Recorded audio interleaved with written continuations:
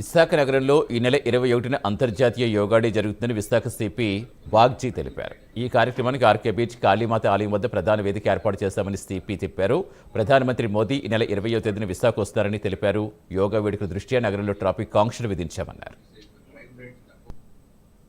మన నగరంలో 21 జూన్ 2025 జరగబోతుంది. Honourable prime minister of India ఆయన 28th ఇక్కడికి రాబోతున్నారండి. 21st ఒకటి ఆర్కే బీచ్ దగ్గర కాళీమాత టెంపుల్ దగ్గర మెయిన్ వెన్యూ, ఇంకొకటి కంటిన్యూన్సీ వెన్యూ ఏయూ ఇంజనీరింగ్ గ్రౌండ్స్.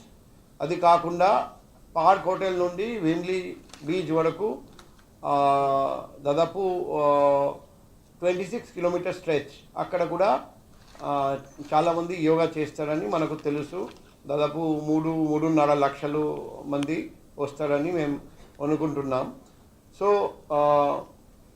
ఆ బీచ్ రోడ్ అక్కడ ఏర్పాట్లు చేయాల్సి వస్తుంది. ఆ ఏర్పాట్ల కోసం ఇప్పుడు నుండి కొన్ని ట్రాఫిక్ ఆంక్షలు, కొన్ని రెస్ట్రిక్షన్స్ పెట్టడం